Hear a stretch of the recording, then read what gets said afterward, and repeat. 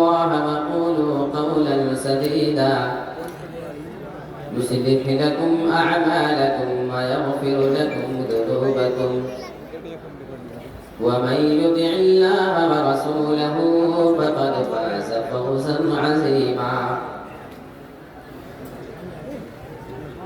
أما بعد فإن خير الحديث كتاب الله وخير الهدي هدي محمد صلى الله عليه وسلم وشر الأمور محدثاتها وكل محدثة بدعة وكل بدعة ضلالة وكل ضلالة في النار. أعوذ بالله من الشيطان الرجيم. بسم الله الرحمن الرحيم. إن الذين كفروا وماتوا وهم كفار فلن يقبل من أحدهم ملء الأرض ذهبا ولم افتدى به.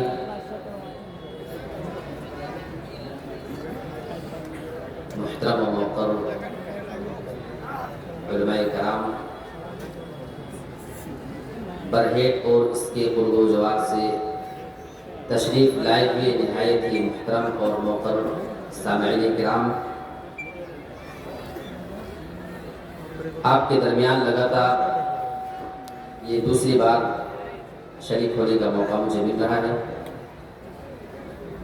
ہمارے عزیز دوست محسن جاوید صاحب کے حکم سے میں آپ کے درمیان دوسری مرتبہ حاضر ہوں. میں ان کا شکر گزار ہوں. اسی طریقے سے اس جامعہ کے خازن جناب اعجاز انصاری صاحب اور اسی طریقے سے اس مدرسے کے سیکریٹری جناب پروفیسر ہاشم اختر صاحب اور جامعہ کے صدر جناب مجیب الرحمان صاحب اور ہمارے اور آپ کے دل عزیز ہمارے شیخ الحدیث جناب عبدالرحمان فیضی صاحب، اسی طریقے سے ہمارے محترم علی مرتضیٰ فیضی صاحب. میں تمام احباب کا شکر گزار ہوں کہ آپ نے یہ عظیم الشان اجلاس کرانے میں بڑھ چڑھ کر کے حصہ لیا اور حتی المقدور اس کو کامیاب کرنے کی کوشش کی. کل کی رات آپ حضرات نے مختلف علماء کی زبان سے مختلف عنوان پر آپ نے تقریروں کو سنا. آج کی یہ دوسری رات ہے اور آخری رات ہے. آپ کے سامنے میں انتہائی اہم موضوع کے اوپر بات کرنا چاہتا ہوں جو ہم مسلمانوں کے لیے واقعی قابل غور مسئلہ ہے اور ہمارے جو ذمہ دار حضرات ہیں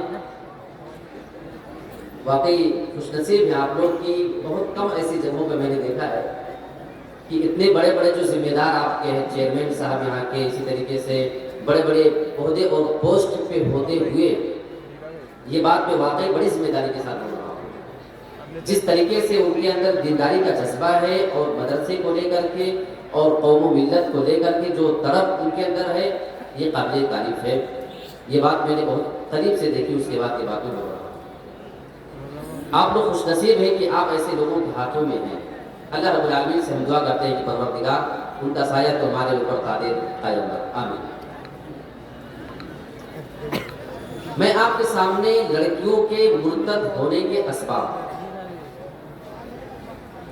اسی کے متعلق کچھ باتیں کرنے کی کوشش کروں گا. بڑا اہم موضوع ہے. ابھی کچھ دنوں پہلے کی بات ہے، کچھ مہینے ہوئے، مہاراشٹر کے اندر بہت ساری مسلمان لڑکیوں نے عدالت میں ایک یاچکا دائر کیا تھا. باقاعدہ عدالت میں لکھ دیا ان لڑکیوں نے، مسلم تھی وہ، کہ ہم فلاں بنت فلاں، یعنی اپنا نام لکھا، اپنے باپ کا نام لکھا اور مہاراشٹر کے جس علاقے میں جس ایریے میں رہنے والی ہیں مکمل ایڈریس اس کا دیا، گلی نمبر، مکان نمبر، फुल एड्रेस के साथ। याचिका क्या थी?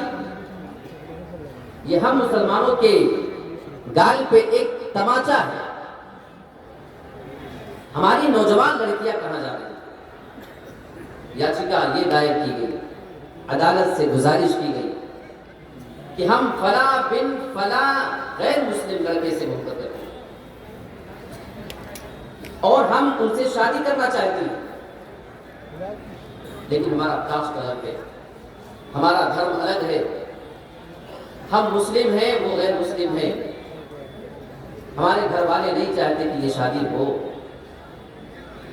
लिहाजा इस मामले में हम अदालत से मदद चाहते हैं और हम ये चाहती हैं कि अदालत हमारी मदद करे, हमारी शादी करने में हमारा ताउन किया जाए। तकरीबन 100 से ज्यादा लड़कियों ने बाकायदा याचिका दायर किया था। क्या ये मसला हम मुसलमानों के लिए लम्हे फिक्रिया नहीं है? क्या मुसलमानों के लिए वाकई ये संजीदगी के साथ बैठ करके सोचने का मकाम नहीं है? इस रिपोर्ट को जब मैंने देखा तो मैंने उस पर एक कमेंट किया था, मुझे अभी भी वो चीज याद है। मैंने उस पर लिखा था, जो रिपोर्ट मैंने देखी थी आम तौर पे वो लड़कियां ऐसी थी जो किसी स्कूल में, कॉलेज में, किसी यूनिवर्सिटी में वो तालीम हासिल करने वाली थी। मिक्स एजुकेशन सिस्टम के अंदर उनकी तालीम हो रही थी। वो एक अहम किरदार होता है हमारी लड़कियों की बिगाड़ने में, और इसी बिना पे जरूरत महसूस होती है आपके इस इदारे जैसे इदारों की जरूरत है जहां पे हर साल सैकड़ों लड़कियां अल्लाह रब्बुल आलमीन का कलाम पढ़ती हैं, हमारे रसूल का फरमान पढ़ती हैं, अपने सीने में कुरान और हदीस बसाती हैं और जाकर के पूरी नस्लों को तब्दील करने का काम करती हैं। आप इसको हल्के में ना लें। मैं आपको एक रिपोर्ट देता हूं, ये एक रिपोर्ट होगी, दूसरी रिपोर्ट बड़ी ताज्जुब आई। ये रिपोर्ट है सन 2009, बात है पूना में एक मस्जिद है मक्का मस्जिद, आप मालूम कर लें। वहां मक्का मस्जिद में एक मामला पेश आता है। वहां के इमाम साहब ने सन 2009 में एक सर्वे करवाया, चंद नौजवानों को भेजकर सर्वे करवाया, रिपोर्टिंग की गई। रिपोर्ट इस बात के लिए कि क्या मुसलमान लड़कियां भी गैर मुस्लिम लड़कों के साथ उठती बैठती हैं, क्या उनके साथ पार्कों में, बीच पे और समंदरों के आसपास को घूमती है या नहीं घूमती है, इसी बात की उनको रिपोर्टिंग करनी है। ये सर्वे सिर्फ 15 दिन का था। जिन नौजवानों को इस काम पे लगाया गया था वो नौजवान 15 दिनों तक घूम घूम करके पार्कों का सारा मंजर वो कैमरे में रिकॉर्ड कर रहे थे। वो समंदर के किनारे और पहाड़ के किनारे और होटलों के तमाम चीजों का वो फोटो निकाल रहे थे, वीडियो बना रहे थे, तस्वीर ले रहे थे। 15 दिन के बाद वो नौजवान जो रिपोर्ट ला करके पेश करते हैं वो वाकई ताज्जुब वाली बात है। तकरीबन 250 ऐसी मुसलमान लड़कियां उसमें पाई गई थी जो गैर मुस्लिमों के साथ किसी पार्क के अंदर घूमा करती हैं, किसी पार्क के अंदर उनके साथ बाहों में बाहें डाल करके वो फिरा करती हैं। कोई किसी के साथ पहाड़ी इलाके का सैर व तफरीह कर रही है। स्कूल जाने के बहाने कोई अपनी सहेली से मिलने जाने के बहाने किसी से समंदर के पास वो मिलने जा रही है। कोई किसी के साथ होटल में खाते पीते मिली। मेरे प्यारे साथियों 250 ऐसी मुसलमान लड़कियां मिली। सिर्फ 15 दिन की रिपोर्ट थी। लिहाजा कमेटी वालों ने सारे मुसलमानों की आंखें खोलने के लिए एक प्लान कर लिया। जितनी भी तस्वीरें उनको मिली थी सारी तस्वीरों को उन्होंने एल्बम की शक्ल में निकाला और जुमा की नमाज के बाद उन सारी तस्वीरों को लोगों के दरमियान तकसीम करवा दिया गया।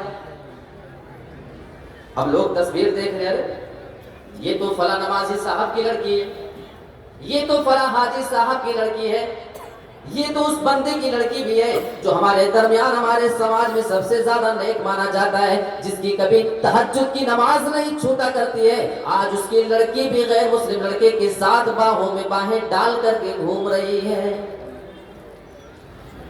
मेरे प्यारे साथियों, इस वाकये के जरिए मैं आपको ये बताना चाहता हूं اگر آپ خود نیک ہیں، آپ اپنی جوان لڑکیوں کے بارے میں بے فکر نہ رہیں، آپ ان کے بارے میں مطمئن نہ ہو جائیں کہ اگر ہم نیک ہیں تو ہماری لڑکیاں بھی سیف ہیں اور ان کے ساتھ کسی غلط طریقے کا کوئی معاملہ نہیں ہو سکتا ہے۔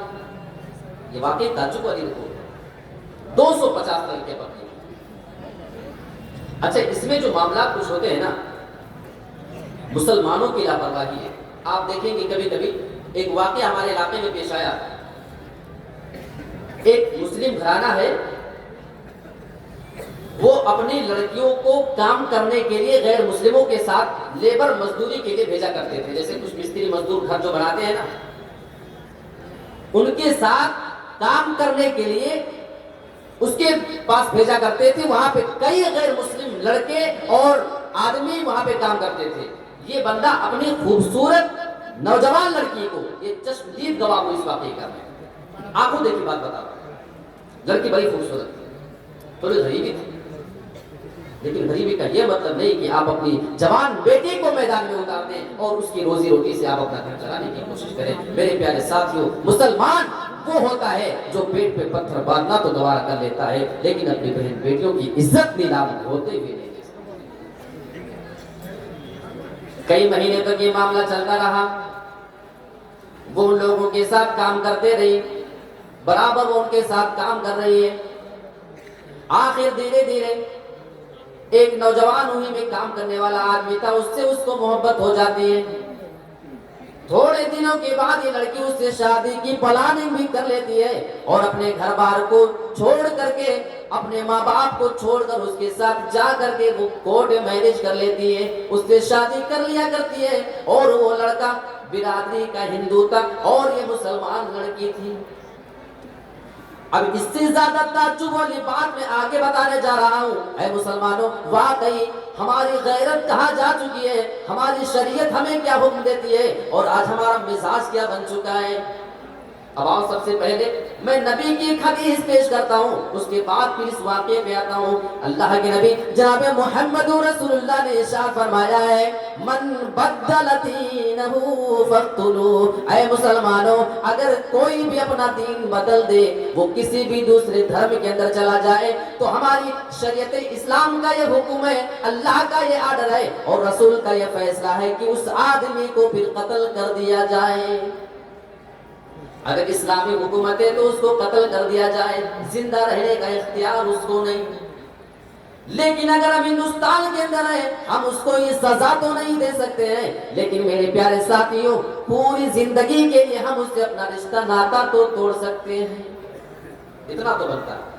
لیکن ہوا کیا اس کا بالکل الٹا۔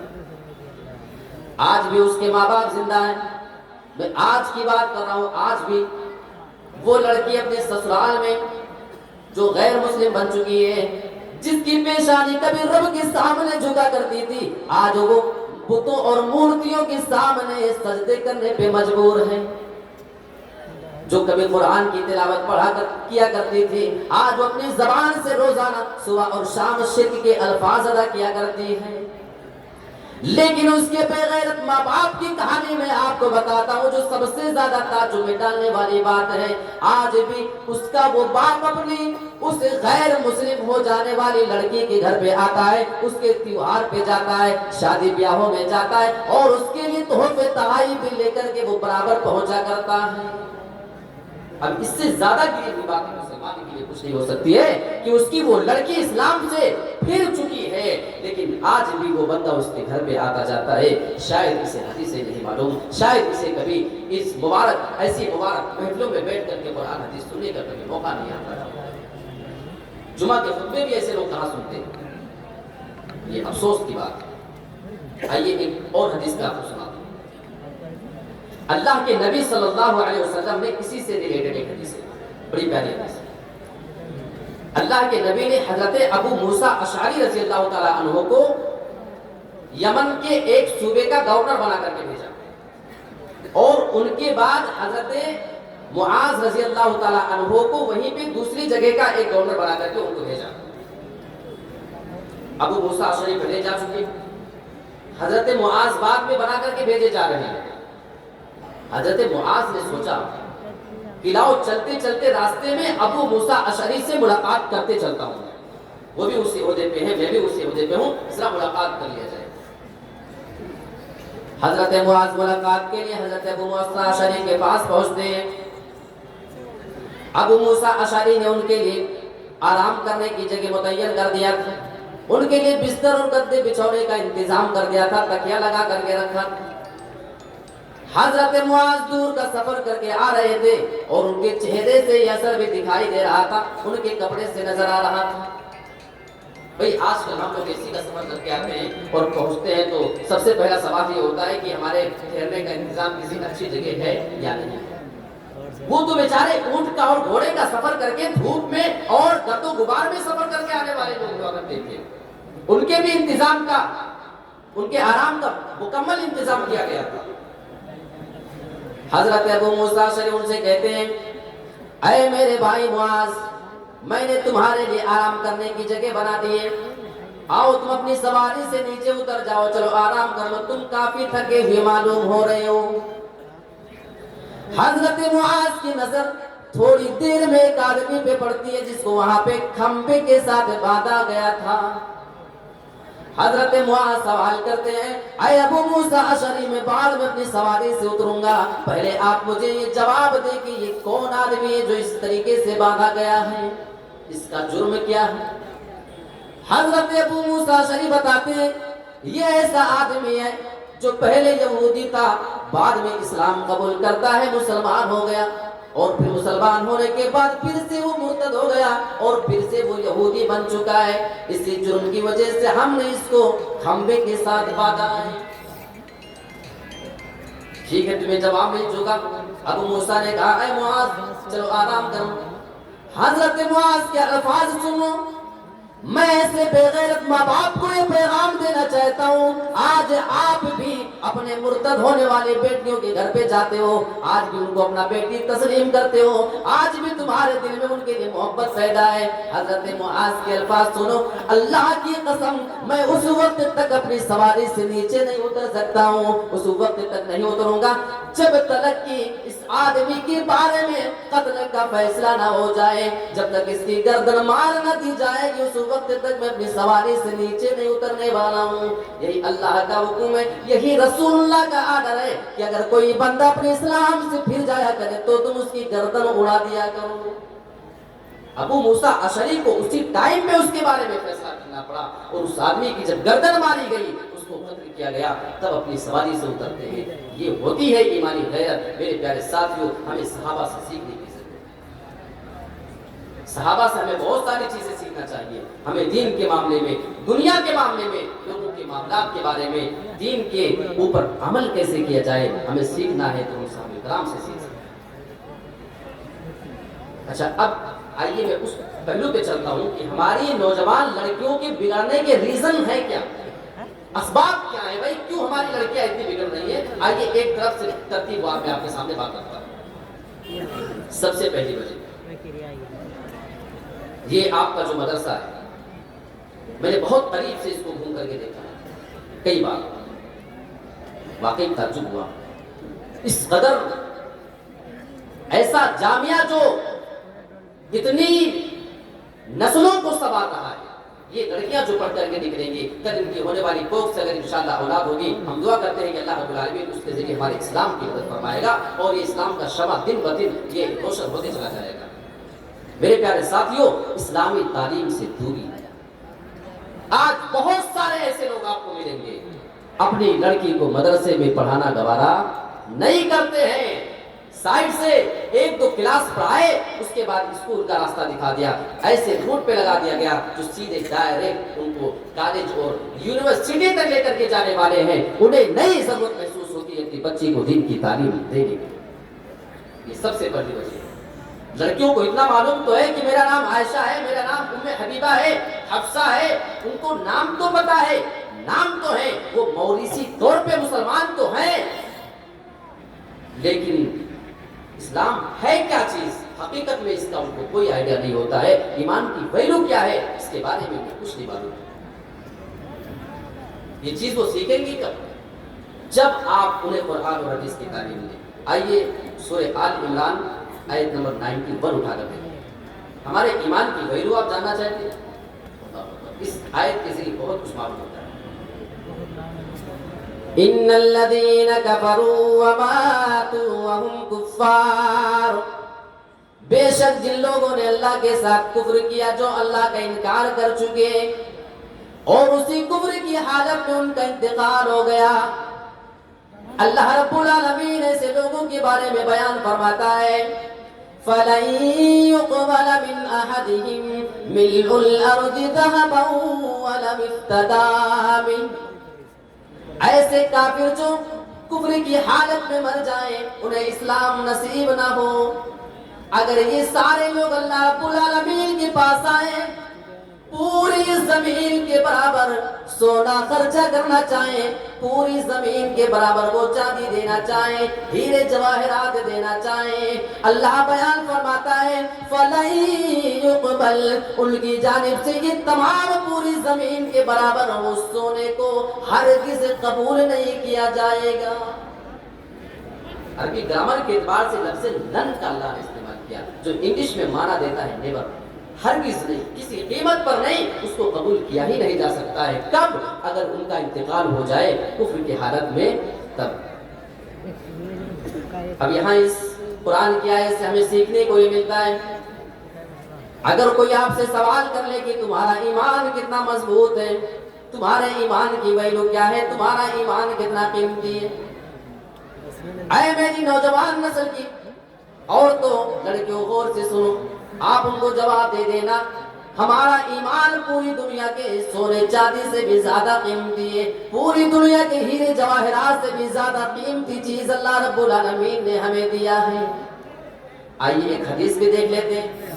کل قیامت کے دن اللہ رب العالمین ایک بندے کو لائے گا اور اللہ رب العالمین اس سے فرمائے گا اے میرے بندے یہ بتا، اگر تیرے پاس پوری زمین کے برابر سونا ہو جائے اور ان تمام سونوں کو اللہ کے راستے میں خرچہ کر کے اگر تجھے اپنے آپ کو جہنم سے بچانا ہو تو کیا تو وہ تمام اللہ کے راستے میں سونے خرچہ کرے گا یا نہیں؟ کہے گا میرے رب اگر میرے پاس پوری زمین کے برابر بھی سونا آ جائے، پوری زمین کے برابر میرے پاس سونا ہو جائے اور اگر میں اس کو خرچہ کر کے اپنے آپ کو جہنم سے بچا سکتا ہوں تو اے میرے رب میں ضرور خرچہ کرنا چاہوں گا، میں اپنے آپ کو اس جہنم سے ضرور بچانا چاہوں گا. جہنم کیا چیز ہے؟ ابھی شیخ نور الدین صاحب کی زبانی آپ نے منظر سنا. میں اس چیز کی طرف تو نہیں جانا چاہتا ہوں، لیکن ہاں ایک حدیث آپ کے سامنے میں ضرور رکھنا چاہوں گا. اچھا یہ بتاؤ کسی نے آج تک قبر میں مردے کو جو عذاب ہوتا ہے اس کی آواز کسی نے سنی ہے؟ کوئی بھی نہیں سنا ہے. کیوں کسی نے نہیں سنا ہے؟ وجہ کیا ہے؟ آئیے حدیث دیکھ لیتے ہیں. اللہ کے نبی جناب محمد رسول اللہ ارشاد فرماتے ہیں لولا اللہ تدافنوا لدعوت اللہ ان یسمعکم من عذاب القبر.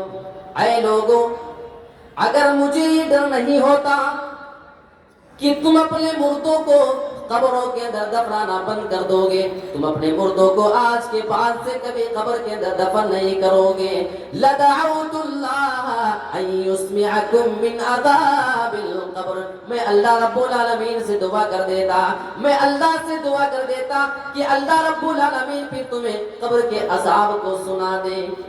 اور سارے عذاب نہیں بلکہ یہاں پر بھی گرامر معلوم کرے، بڑے بڑے علماء کی ٹیم موجود ہے. اللہ کے نبی نے بیان فرمایا من عذاب القبر، قبر کے تمہیں بعض عذاب اللہ سنا دیتا، تھوڑے سے عذاب کو سنا دیتا. اور ایسے ہی لفظ من اللہ رب العالمین قرآن مجید کے اندر بھی اسی کا استعمال ہے کرتے ہوئے فرماتا ہے لن تنالوا البر حتى تنفقوا مما تحبون. اے لوگوں تم ہرگز نیکی کو نہیں پہنچ سکتے ہو جب تک کہ تم اللہ کے راستے میں اس چیز کو خرچہ نہ کر دو مما تحبون، جو چیز تمہیں زیادہ محبوب ہے. کچھ لوگ اس کا مطلب سمجھتے ہیں کہ انہیں اللہ کے راستے میں اپنی تمام محبوب چیز خرچہ کرنا ہے، ساری چیز نہیں کرنا ہے.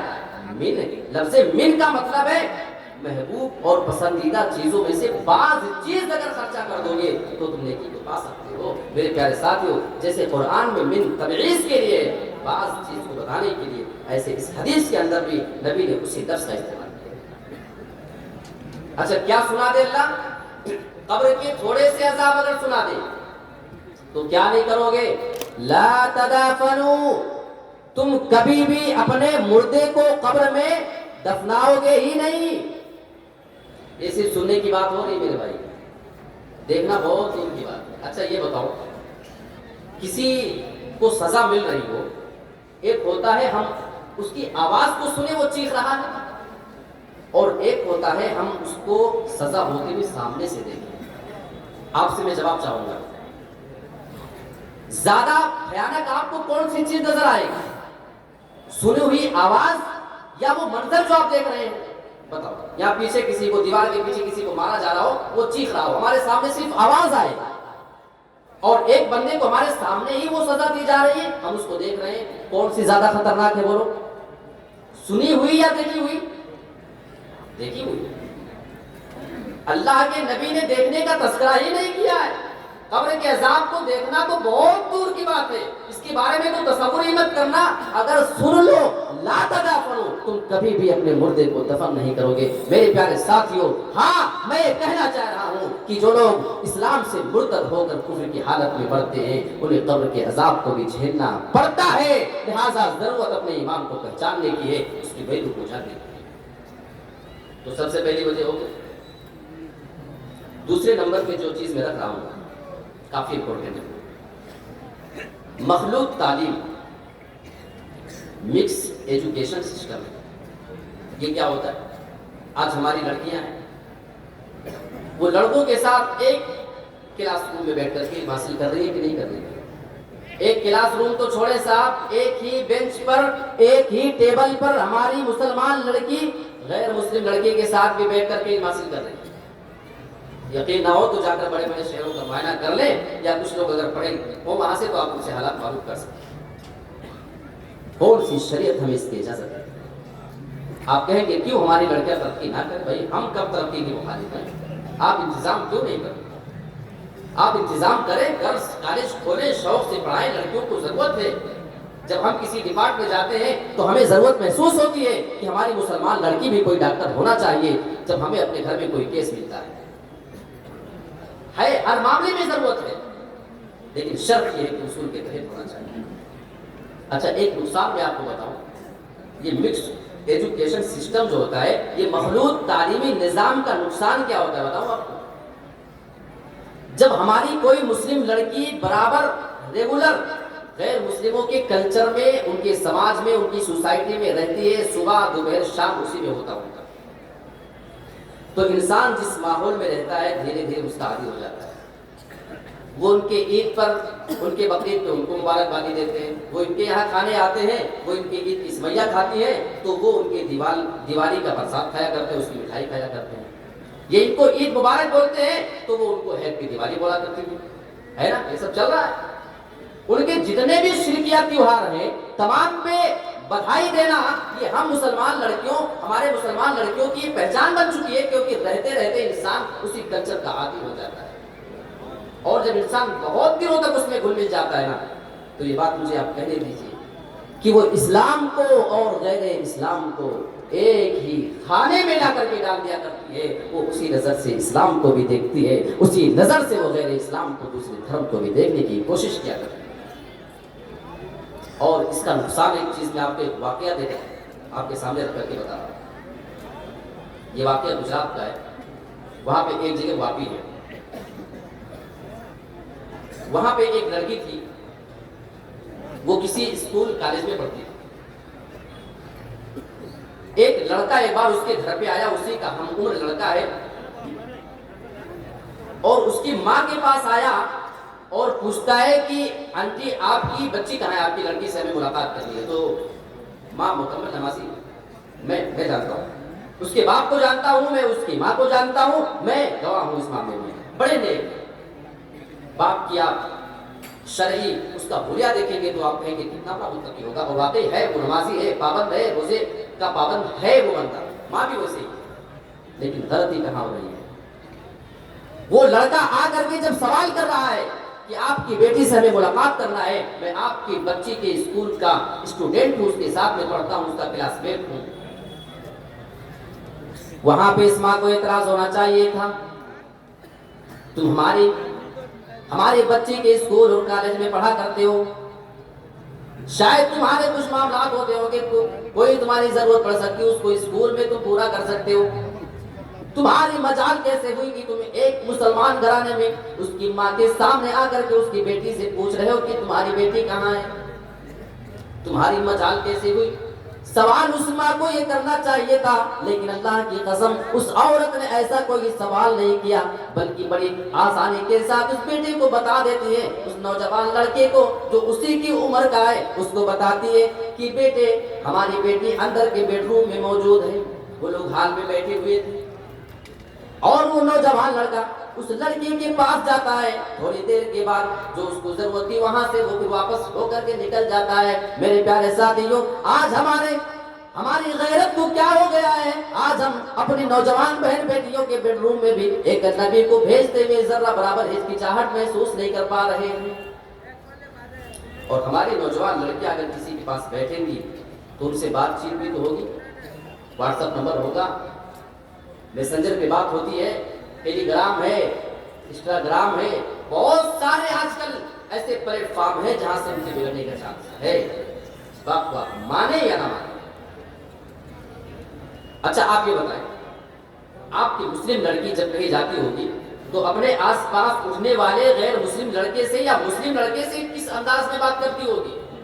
اتنا تو پتہ ہی ہوگا کس طریقے سے نرم و نازک لہجے میں بات کی جاتی ہے۔ کیا یہ کوئی بتانے کی بات ہے آپ کو؟ یہ تو آپ کو اچھے سے آئیڈیا ہے۔ ہماری شریعت اس کے بارے میں کیا کہتی ہے؟ آئیے ذرا دلیل دیکھ لیتے ہیں، ساری باتوں کا توڑ میں دلیل سے کر رہا ہوں۔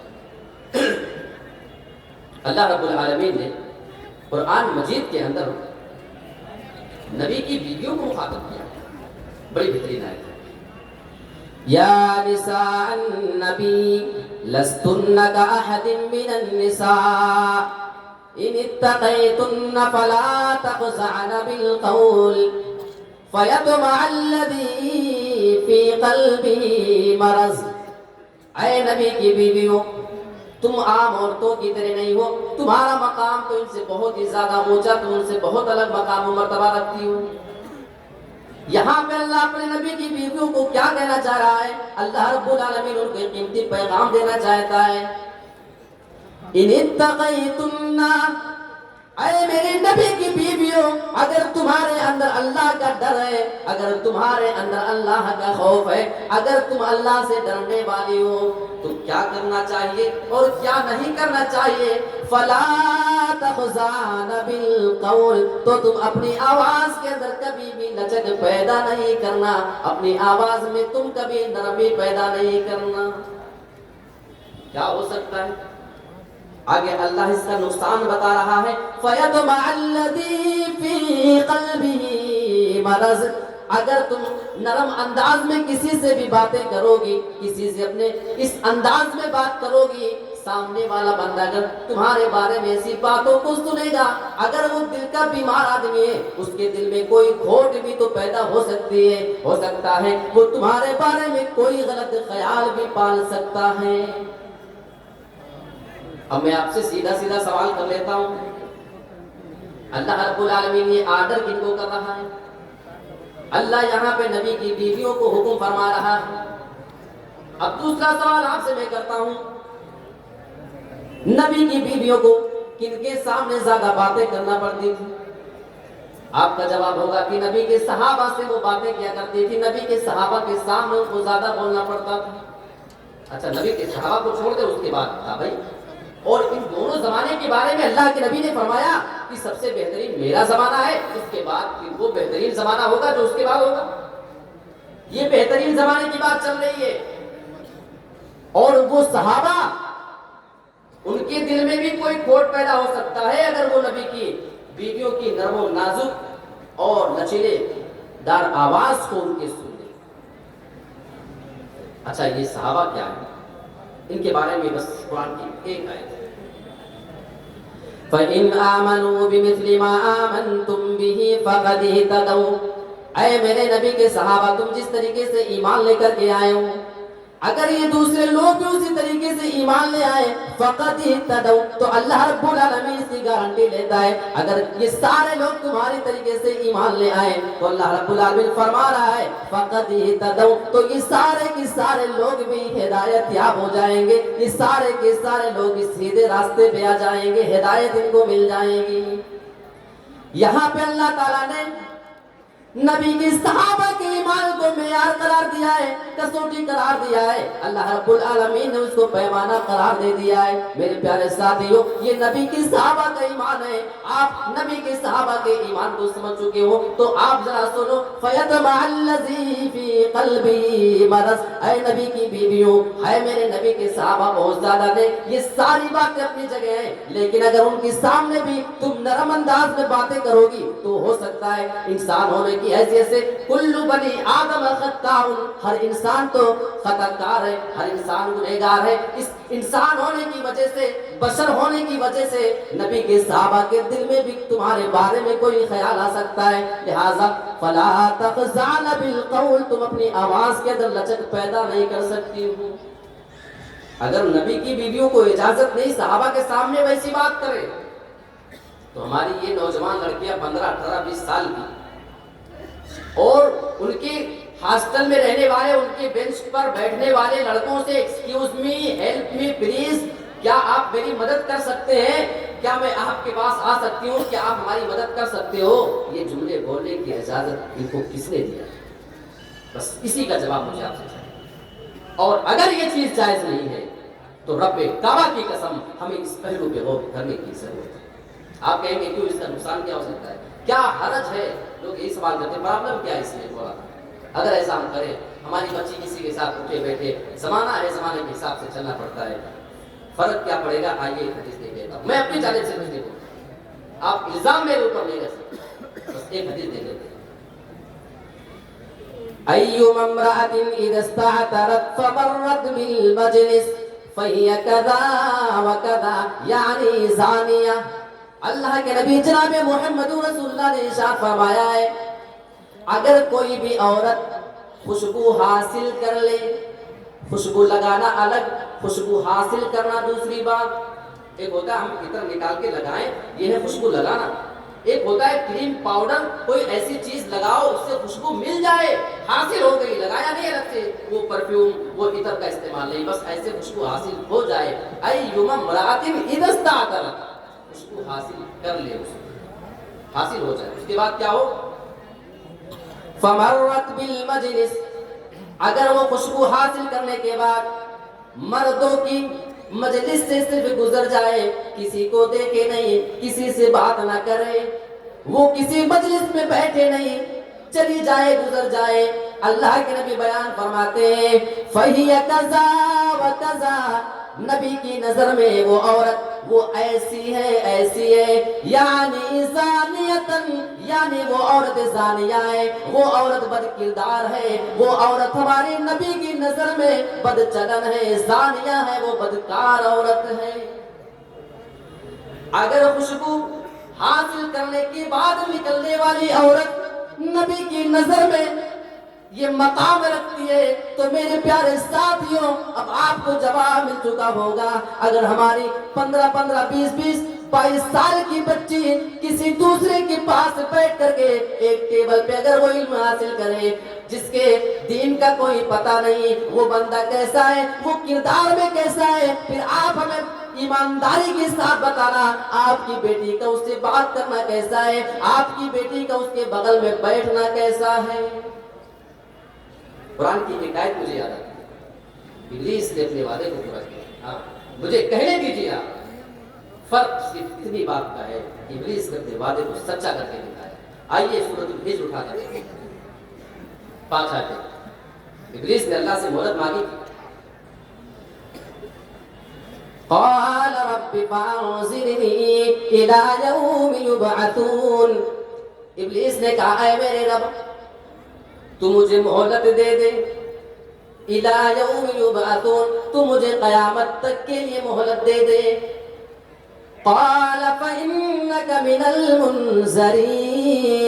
اللہ بیان فرماتا ہے جیسے ابلیس نے رب سے مہلت مانگی، اللہ کہتا ہے جا میں نے تجھے مہلت دے دیا الی یوم الوقت المعلوم. اے ابلیس جا میں تجھے قیامت تک کے لیے مہلت دیتا ہوں، تیری مرضی جو کام تو کرنا چاہے کر لینا، میں نے تجھے قیامت تک کے لیے مہلت دے دیا ہے. اب آگے کے الفاظ دیکھیں. قال رب بما اغویتنی، اے میرے رب تو نے مجھے گمراہ کیا ہے. یہ جو آج میں سیدھے راستے سے بھٹک چکا ہوں، آج جو میں جنت سے نکالا جا رہا ہوں، میں ہمیشہ کے لیے جہنمی بن چکا ہوں. بما اغویتنی، اس کی وجہ یہ ہے کہ تو نے مجھے گمراہ کر دیا ہے. اللہ کی قسم ہمارے رب پہ یہ ابلیس اتنی بڑی تہمت لگا کے آیا ہے. رب کو کتنا ناراض کیا ہوگا اس مردود نے. کہتا اللہ نے مجھے گمراہ کیا. مردود گمراہ خود ہو رہا ہے، الزام ہمارے رب پہ ڈال رہا ہے.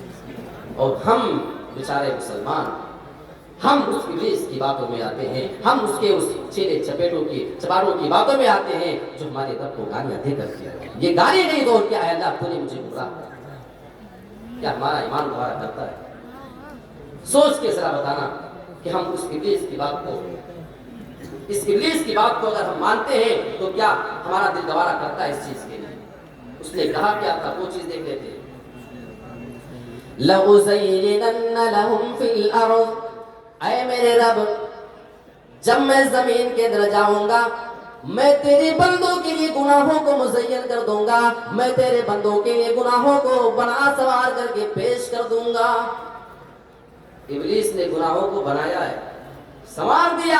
ہماری لڑکی کا اس لڑکے کے بغل میں بیٹھنا حرام ہے، لیکن ابلیس نے اس کو ہماری نظر میں اتنا بہترین بنا دیا ہے کہ ہمیں اس میں کوئی حرج نظر نہیں آتا ہے. اور لوگ یہ کہہ کے اس بات کو ٹھکرا دیا کرتے ہیں کہ یہ تو مولوی لوگوں کی اپنی باتیں ہیں. میں نے کتنی ماؤں کو اپنے کان سے یہ کہتے ہوئے سنا ہے، یا کتنے لوگوں کی رپورٹ ہمارے پاس آئی ہے کہ جب ان کی بچی کسی اسکول میں، کالج میں، یونیورسٹی میں دھرلے کے ساتھ جایا کرتی تھی، وہ بغیر کسی پابندی کے کسی غیر مسلم کے ساتھ بھی گھوما پھرا کرتی تھی.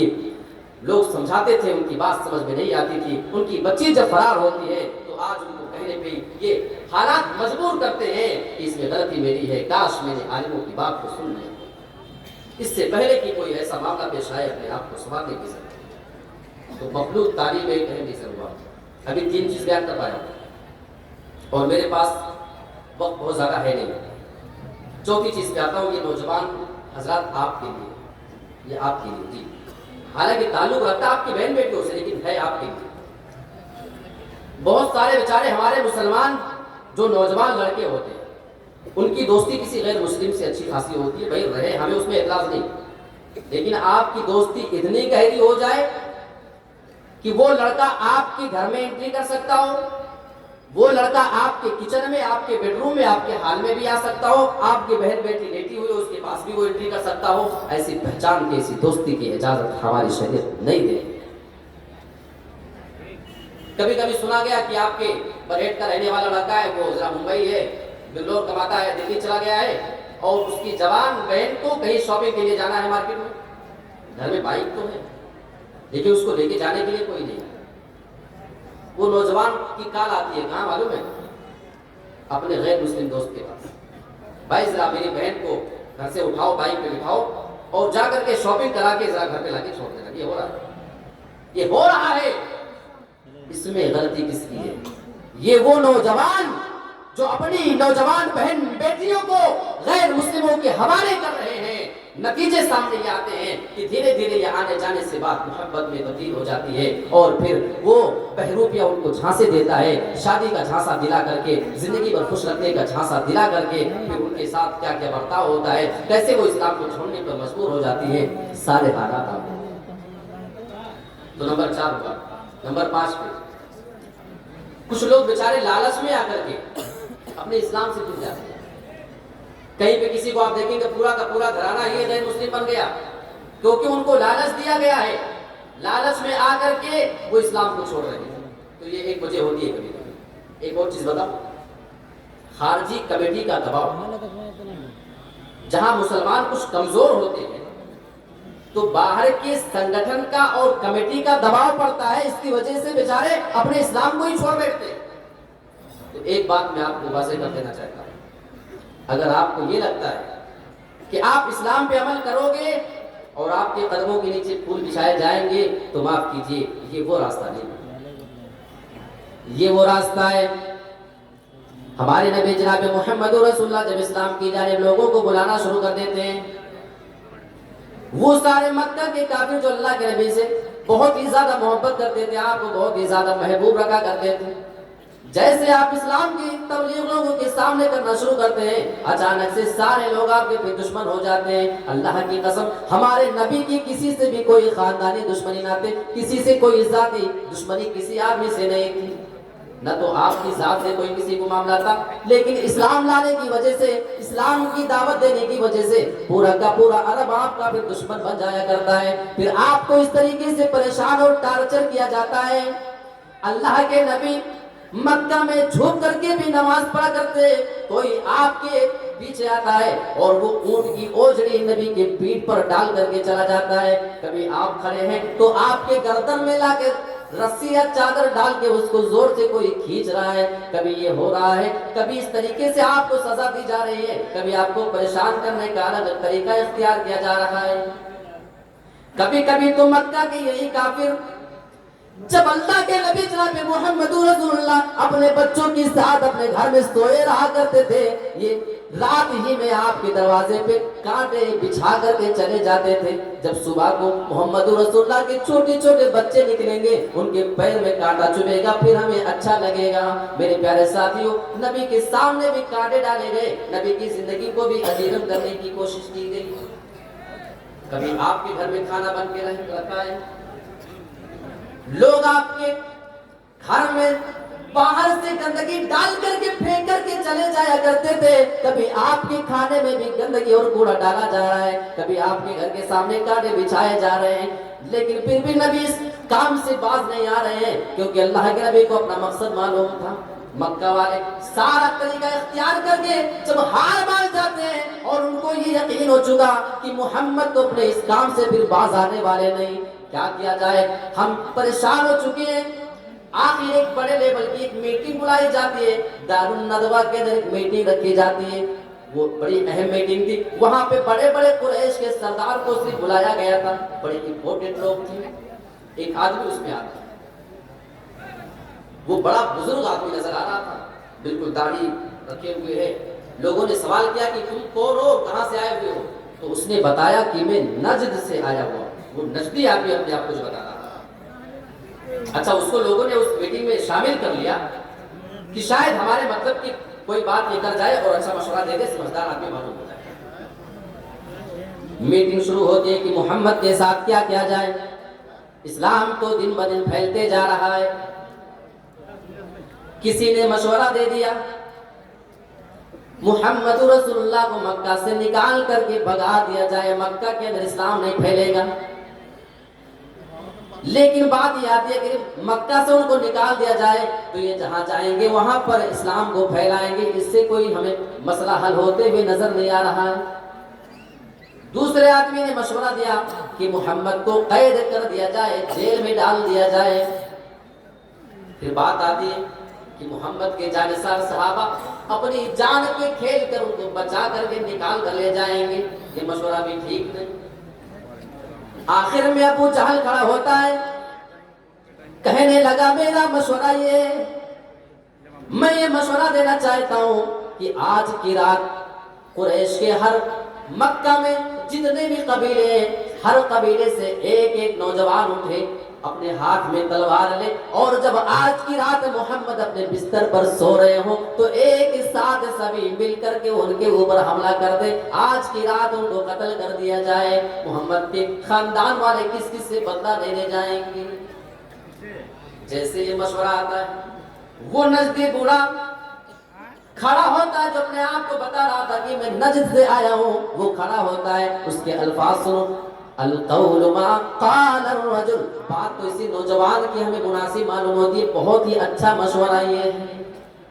اور بعد میں علماء نے تحقیق کر کے بتایا کہ یہ بندہ آنے والا ابلیس تھا، یعنی ابلیس کی رائے اور ابو جہل کی رائے نبی کے بارے میں موافقت کر گئی، ان دونوں کی رائے مل گئی۔ اس کا بھی ارادہ تھا کہ نبی کو قتل کر دیا جائے، یہ بھی چاہتا تھا کہ نبی کو قتل کر دیا جائے۔ میرے پیارے ساتھیوں، اسلام پہ چلنے کی وجہ سے ہمارے نبی کی جان کے بھی لالے پڑے ہیں، کبھی پیروں کے نیچے دھول نہیں بچھائے گئے۔ اچھا، ہماری لڑکیوں کے جو نوجوان لڑکیاں ہیں، ان کے گمراہ ہونے کی اور اسلام سے پھرنے کی اور مرتد ہونے کی ایک اور پہلے مجھے آپ کو بتا دیجیے۔ آج کل یہ سیریل دیکھنے کی عادی ہے، فلمی ڈرامے دیکھنے کی ان کو عادت ہے۔ ہر لڑکی کا ایک ایک اپنا رول ماڈل ہے، ان کا ہر کوئی ایکٹریس ان کا رول ماڈل ہوا کرتی ہے، کوئی ان کا نمونہ ہے تو کوئی کسی کا کچھ ہے، کوئی کسی کا کچھ ہے، ہر کسی نے ایک ایک کو اپنا رول ماڈل بنا کے رکھا۔ کبھی کبھی فلمی ڈراموں میں یا کبھی کبھی سیریل میں یہ منظر بھی دکھایا جاتا ہے کہ ایک مسلمان لڑکی ہے، وہ غیر مسلم لڑکے سے محبت کر رہی ہے، لیکن دونوں کا دھرم الگ ہے، اس بنا پہ ان کی شادی ہم نہیں ہونے دیں گے۔ یہ دکھایا جاتا ہے فلموں میں، یہ دکھایا جاتا ہے سیریل میں، یہ دکھایا جاتا ہے ڈراموں میں۔ ہماری وہ مسلمان نوجوان لڑکی جب وہ اسٹوری دیکھتی ہے، ڈرامہ دیکھتی ہے، وہاں پہ یہ دکھایا جا رہا ہے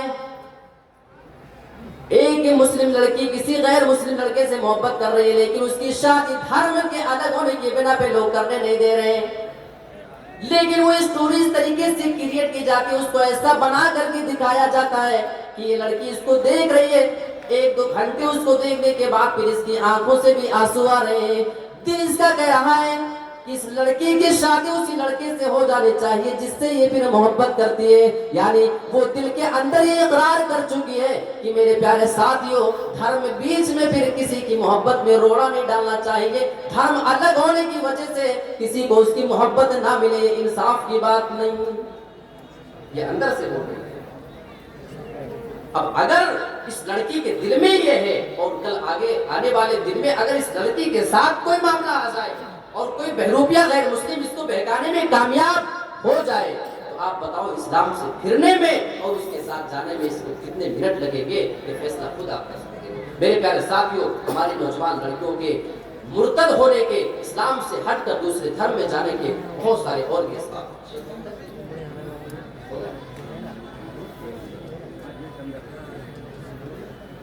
اچھا، ایک اور اہم چیز بتاؤں آپ کو، ہماری نوجوان جو لڑکیاں مرتد ہو رہی ہیں اس کی ایک اہم وجہ شادی میں تاخیر، اور میں بڑی ذمہ داری کے ساتھ اس بات کو آپ کے سامنے کہہ رہا ہوں، کہیں نہ کہیں اس کے ذمہ دار ہم، جتنے بھی ذمہ دار ہیں سب اس بات کو اعتراف کر لیں۔ آج ہم نے شادیوں کو مشکل بنایا ہے، ایک غریب باپ کی پانچ لڑکیاں ہیں، 2-3 لڑکیاں جوان ہو چکی ہیں، بالغ ہو چکی ہیں، ان کی شادی کی عمر ہو چکی ہے، لیکن ابھی بڑی بچی کی شادی نہیں ہو پا رہی ہے کیونکہ سماج نے اس شادی کو بہت مہنگا بنا دیا ہے۔ بسا اوقات دیکھا گیا ہے کچھ لڑکیاں، اللہ کی قسم، اور میں اس واقعے کا بالکل گواہ ہوں، میں گارنٹی لیتا ہوں، ایک کیس یہ پیش آتا ہے، ہمیں پورا میں اشارہ بھی نہیں کر سکتا ہوں، بات کچھ ایسی ہے اور کچھ ایسی جگہ کی ہے۔ ایک جگہ ایک گھر میں ایک سے زائد کئی لڑکیاں تھیں، اس کی بڑی بہن کی شادی ابھی باقی تھی ہونا، گھر والے مجبور ہیں، غریب ہیں، اپنی اس بیٹی کا رشتہ بھی طے نہیں کر پا رہے ہیں اور اس کی شادی بھی نہیں دلا پا رہے تھے۔ یہ جو چھوٹی لڑکی ہے آلریڈی یہ بالغ ہے، یہ خود شادی کی عمر پہنچ چکی ہے، اس کی عمر پہنچ چکی ہے، لیکن ابھی اس کی بڑی کی نہیں ہوئی ہے۔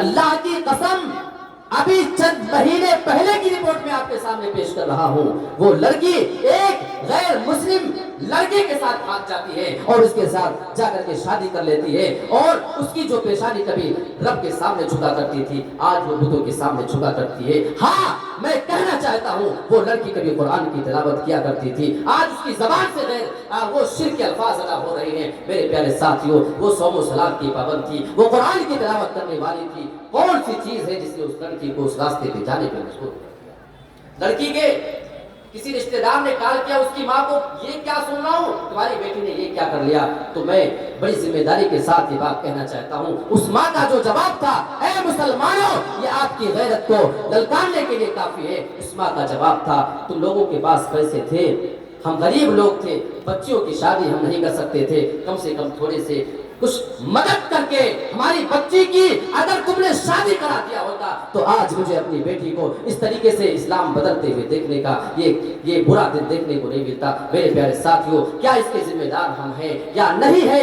अगर हैं तो इस मामले में हम गौर करें। आओ हम अपनी नौजवान लड़कियों के वास्ते आज आपसे ये वादा लेना चाहते हैं, आप चाहते हो कि आज के बाद से कोई मुसलमान लड़की अपने इस्लाम को ना फेरे, अपने इस्लाम से वो कभी फिरे ना, उसकी जो पेशानी रब के सामने झुका करती है। मुसलमानों, कैसे आपको अच्छा लगेगा कल से वो अल्लाह के सामने झुकेंगे और वो फिर जो जन्नत में जाने वाले रास्ते में हुआ करती थी, मेरे प्यारे साथियों, वो ये अमल करने के बाद वो जहन्नमियों वाले अमल कर रही है। क्या इसके जिम्मेदार हम हैं या नहीं है? आओ ये वादा करते हैं, हम शादियों को इतना आसान बना दें, किसी बच्ची की 4-4, 5-5 बेटियां हो जाएं, अल्लाह की कसम से फख्र हो कि हमारे कुछ ऐसे दामाद नौजवान हैं जो तैयार हैं, जो बगैर किसी खर्चे के शादी करने के लिए तैयार हैं। और ये बात अगर मैं बोल रहा हूँ तो अल्लाह का शुक्र है, मैंने ये अमल करके दिखाया है।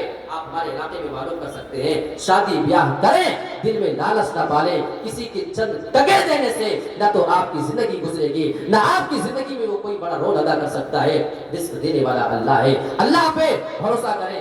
नौजवानों, मैं आपसे वादा लेना चाह रहा हूँ और मैं हाथ उठवा रहा हूँ, जितने गैर शादीशुदा लोग हैं आप हाथ उठाएं। क्या आप इन गरीब बच्चियों की शादी में आप इनकी मदद करेंगे? मदद ऐसे करें कि आप जहेज ना लें। बोलो, हाथ उठाएं सब इंशाअल्लाह। देखिए, हाथ उठाइए आप लोग जिम्मेदारी के साथ। और आज के इस परहेट के इजलास से आज इसको आप तारीख रद्द कर दे कि यहाँ से कोई भी नौजवान जब आएगा शादी करेगा इंशाअल्लाह वो जहेज नहीं देगा। बात सिर्फ जहेज के लिए, बात हमारी नौजवान लड़कियों के मुर्तद होने की है। कितने बहरूपिये पाले जाते हैं, बाकायदा संगठन है, कमेटी है, उनको पाला जाता है इस बात के लिए किसी मुस्लिम लड़की को फुसलाओ, अपने मोहब्बत के झांसे में लाओ, फ्री में शादी करो, हम तुम्हें मकान बना कर देंगे, हम तुम्हारी सिक्योरिटी का इंतजाम करेंगे, हम तुम्हारे लिए पैसे का इंतजाम करेंगे। और हमारी ये भोली भाली नौजवान लड़कियां उन बहरूपियों के चक्कर में जा रही हैं। ये उनकी मोहब्बत नहीं है, ये उनकी हवस है, ये उनकी जरूरत है जो उनको कहीं और से मिलने वाला है। मेरे प्यारे साथियों, जरूरत इस बात की है कि हम अपनी जवान लड़कियों को मुर्तद होने से अगर बचा सकते हैं तो एक तरीका ये भी है। आइए अल्लाह रब्बुल आलमीन से दुआ करते हैं कि परवरदिगार हमें जो भी तरीका इख्तियार हम कर सकते हैं अपनी नौजवान लड़कियों को मुर्तद होने से बचाने के लिए, अल्लाह ताला हम तमाम लोगों को अमल करने की तौफीक अता फरमाए। आमीन। व आखिरु दावाना अल्हम्दुलिल्लाहि रब्बिल आलमीन। वस्सलामु अलैकुम व रहमतुल्लाहि व बरकातुहू। ये थे आपकी खिदमत।